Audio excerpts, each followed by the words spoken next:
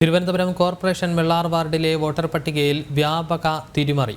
സമീപ വാർഡിലെ വോട്ടർമാരുടെ പേരുകൾ അനധികൃതമായി ചേർത്തതിനെതിരെ രംഗത്ത് വന്ന ബിജെപി പ്രവർത്തകർക്ക് നേരെ സിപിഎം കയ്യേറ്റ ശ്രമം നടത്തി. നടപടിയിൽ പ്രതിഷേധിച്ച് ബിജെപി കൗൺസിലർമാർ തിരുവല്ലം സോണൽ ഓഫീസ് ഉപരോധിച്ചു.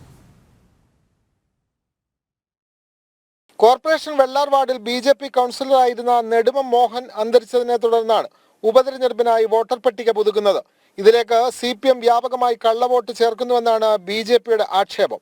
ഇതിനെതിരെ തിരുവല്ലം സോണൽ ഓഫീസിന് മുമ്പിലെത്തിയ ബിജെപി കൗൺസിലർമാരെ സിപിഎം പ്രവർത്തകർ തടയാൻ ശ്രമിച്ചത് ഉന്തിലും തള്ളിലും കലാശിച്ചു. സമീപ വാർഡിലുള്ളവരെ ഉൾപ്പെടുത്തിയത് ചോദ്യം ചെയ്തവരെ കയ്യേറ്റം ചെയ്യാൻ ശ്രമിച്ചതായി പ്രതിപക്ഷ നേതാവ് എം.ആർ. ഗോപൻ അറിയിച്ചു.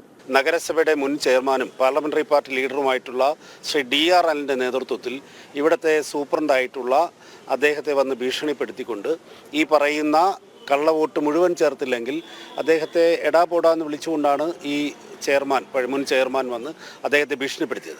അതറിഞ്ഞുകൊണ്ട് ബിജെപിയുടെ ഇവിടുത്തെ പ്രവർത്തകരെല്ലാവരും തടിച്ചുകൂടി അതിനെ തടയിട്ടുകൊണ്ട് അദ്ദേഹം കള്ളവോട്ട് ചേർക്കാൻ വിസമ്മതിച്ചപ്പോൾ അദ്ദേഹത്തിനെ ട്രാൻസ്ഫർ ചെയ്ത് കളയുമെന്നും ഭരണസ്വാധീനം ഉപയോഗിച്ചുകൊണ്ട് അദ്ദേഹത്തെ ഭീഷണിപ്പെടുത്തി. ഈ വെള്ളാർ വാർഡിൽ താമസിക്കാത്ത CPM-ൻ്റെയും DYFIയുടെയും പ്രവർത്തകരെ ഇവിടെ അണിനിരത്തിക്കൊണ്ട് ഏകദേശം 500-ൽ കൂടുതൽ കള്ളവോട്ട് ചേർക്കാം എന്ന ലക്ഷ്യത്തോടു കൂടിയാണ് CPM-ൻ്റെ മുന്നൊരുക്കം നടത്തിയത്. പോലീസ് എത്തിയാണ് രംഗം ശാന്തമാക്കിയത്. വോട്ടർ പട്ടികയിൽ പേര് ചേർക്കാനുള്ള അവസാന ദിവസം നാളെയാണ്.